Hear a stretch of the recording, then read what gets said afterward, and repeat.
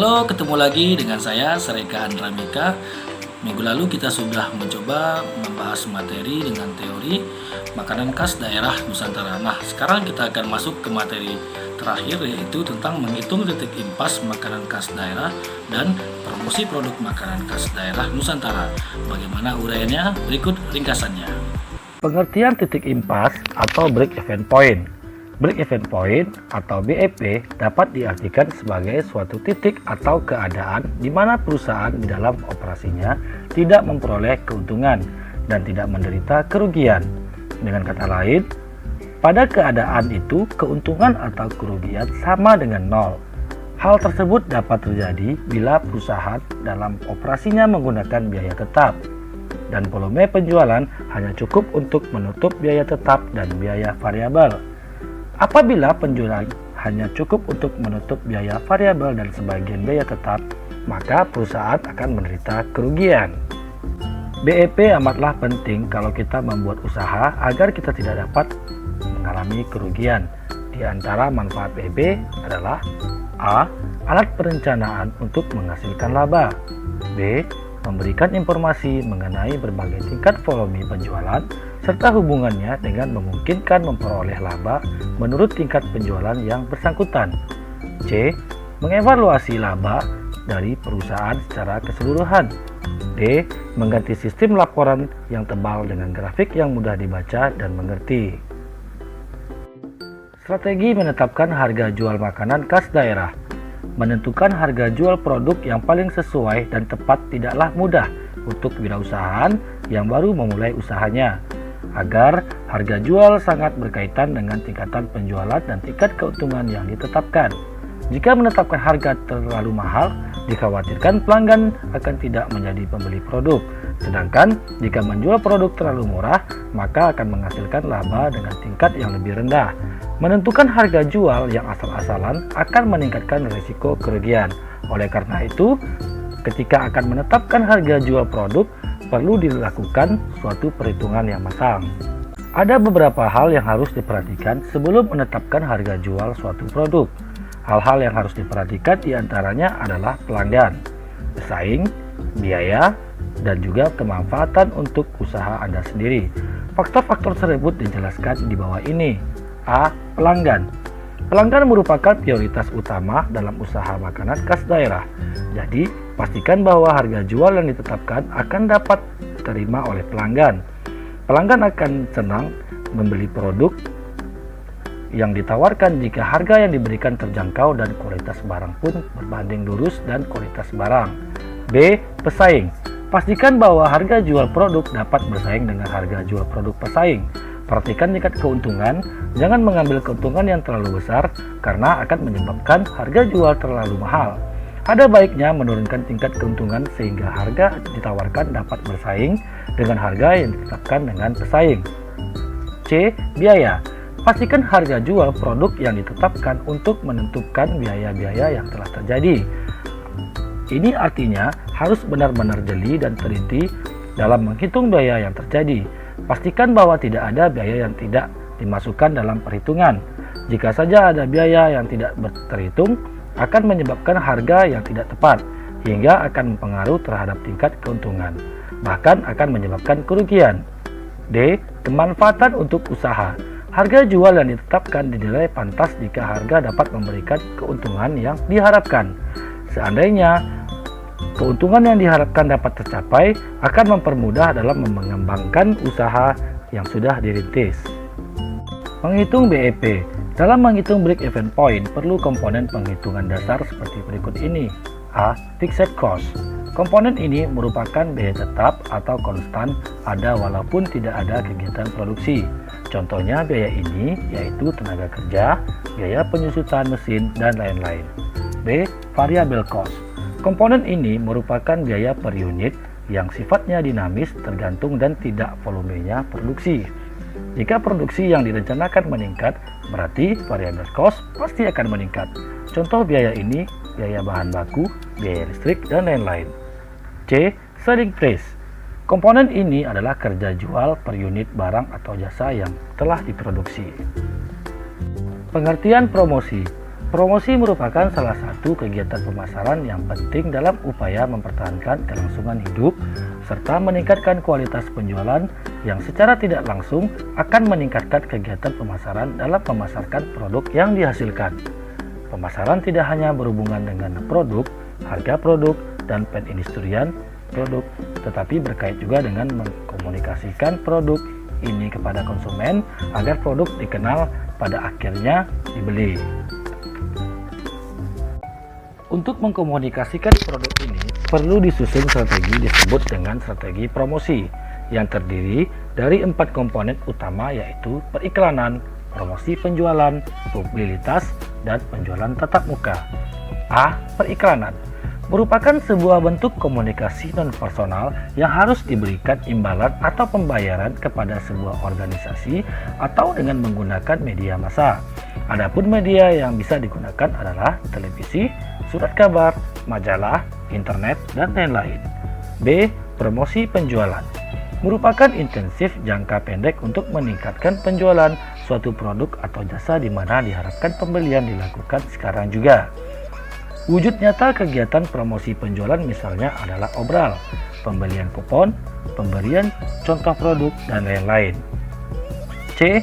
Penjualan tatap muka merupakan sebuah proses di mana para pelanggan diberi informasi dan persuasi untuk membeli produk-produk melalui komunikasi secara personal dalam suatu situasi perekrutan. D.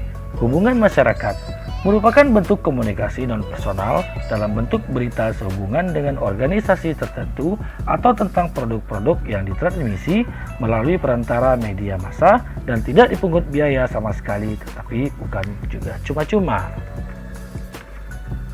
Tujuan promosi dalam memasarkan sebuah produk, tak jarang para pelaku usaha mengadakan acara khusus untuk mempromosikan produk unggulannya kepada masyarakat. Kegiatan tersebut sengaja dilakukan untuk mendukung strategi pemasaran mereka sehingga produk yang dimilikinya semakin dikenal luas oleh semua lapisan masyarakat. Berbagai macam strategi promosi pun dilakukan para pelaku usaha untuk menarik minat calon konsumennya dan meningkatkan loyalitas pelanggan hidup terhadap produknya. Misalnya saja promosi besar-besaran melalui potongan harga, memberikan sampel gratis untuk produk-produk terbaru, atau sekedar memberikan pelayanan khusus bagi para konsumen yang membeli produk dalam jumlah yang cukup banyak. Strategi promosi penjualan sebaiknya ditentukan terlebih dahulu penjualan promosi yang ingin dicapai. Hal ini penting agar program promosi yang direncanakan bisa sesuai dengan tujuan utama yang telah ditetapkan sebelumnya.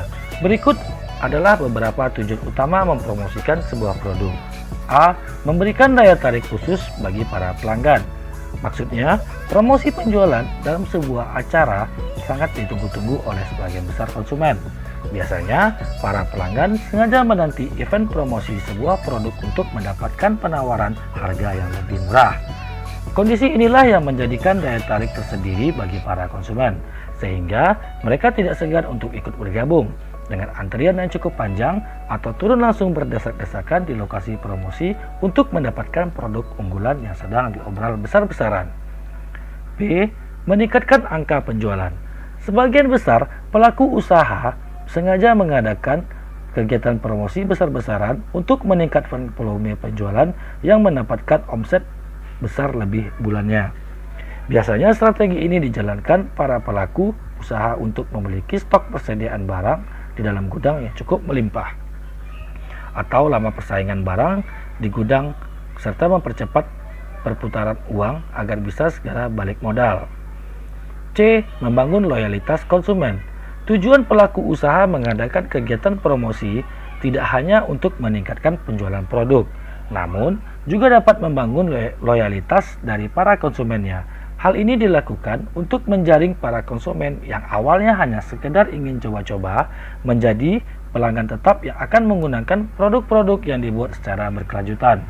Tentunya, untuk mewujudkan tujuan tersebut dibutuhkan strategi promosi jitu. Misalnya saja dengan memberikan diskon 25% untuk memberikan selanjutnya kupon khusus untuk ditukarkan dengan produk gratis setelah mengumpulkan 5 buah kupon pembelian. Dengan menarik hadiah, maka konsumen pun semakin senang membeli produk-produk yang ditawarkan. Manfaat promosi.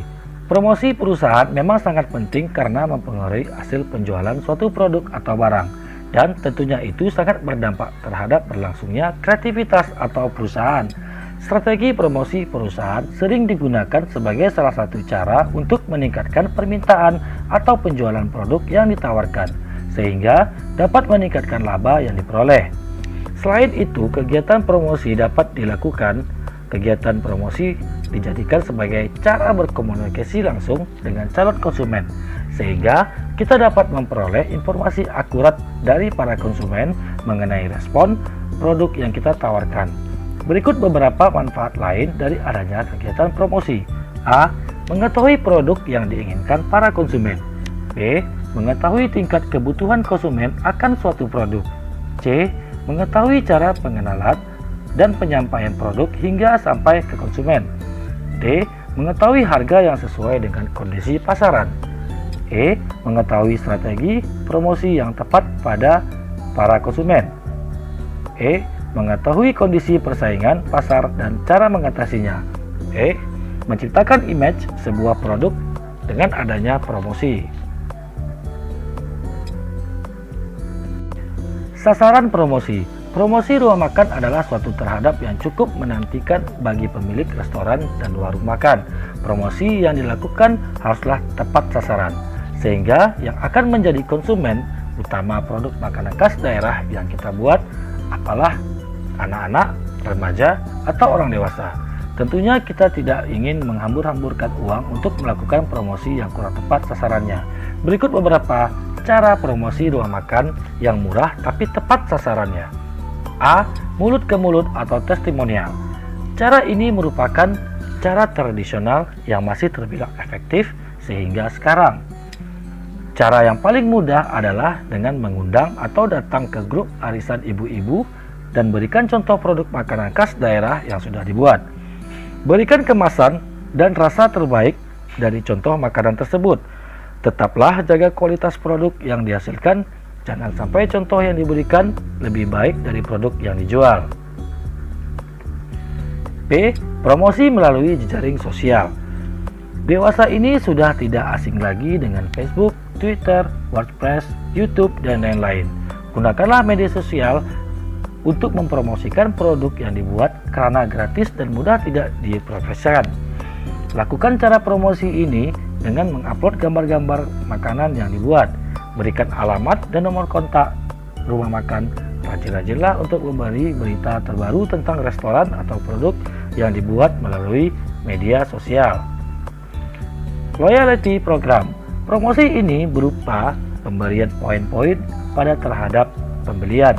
Jika pembelian sudah mencapai poin tertentu, bisa diberikan voucher atau diskon khusus kepada pembeli.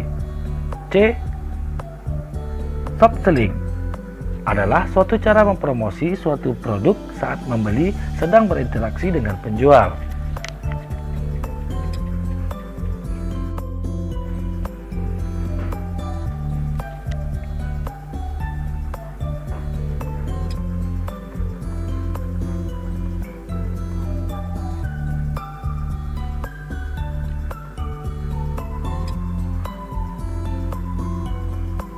A, B, C, D.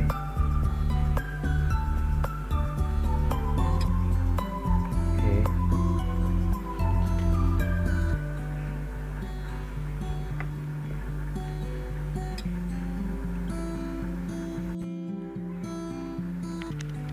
D.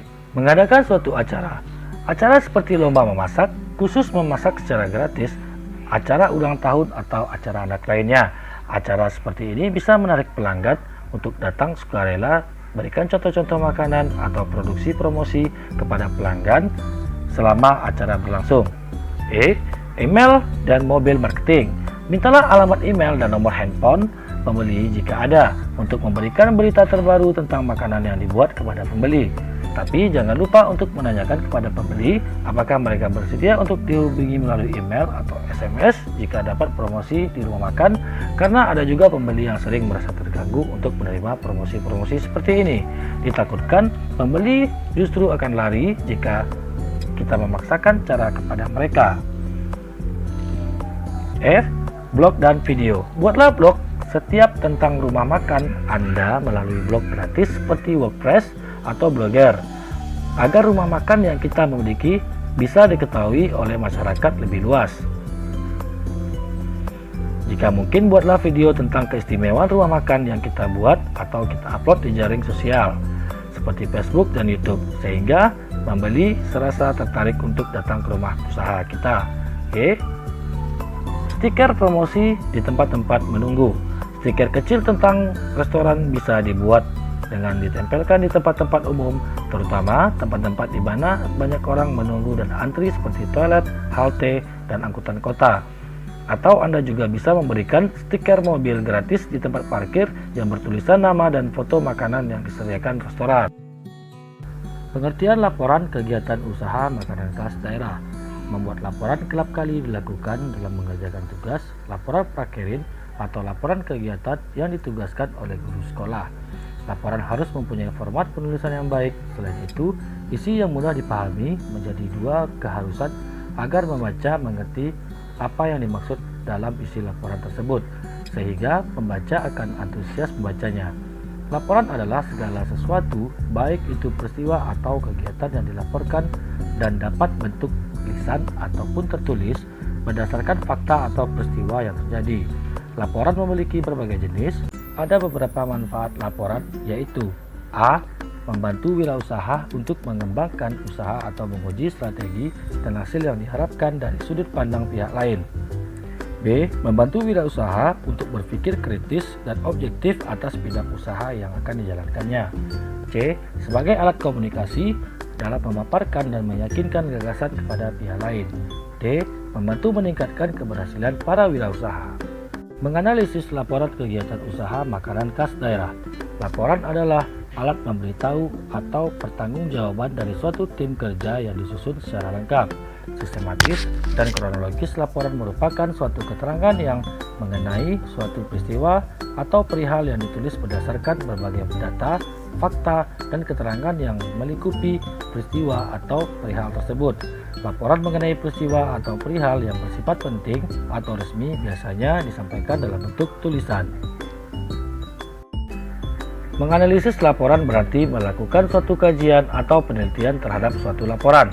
Hal yang dianalisis adalah laporan dapat meliputi isi peristiwa, kronologi waktu, kelengkapan data, kebahasan, dan bentuk laporan. Dalam menganalisis laporan yang perlu diperhatikan adalah sebagai berikut. A. Menyimak laporan dengan seksama sehingga dapat menangkap informasi yang disampaikan secara utuh dan lengkap serta terperinci. B.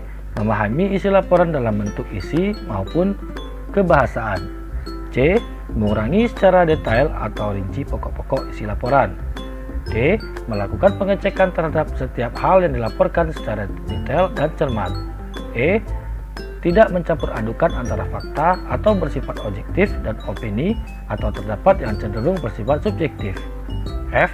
Melakukan kajian terhadap kebenaran atau ketepatan hasil laporan tersebut. G. Memberikan suatu pandangan atau pendapat terhadap laporan berdasarkan suatu teori yang definisi atau referensi. Baiklah peserta didik semua, sampai di sini dulu materi kita. Kedepannya kita akan lebih mendalam lagi di semester 2 dengan materi-materi yang sangat menarik lagi. Sampai di sini dulu, bye-bye.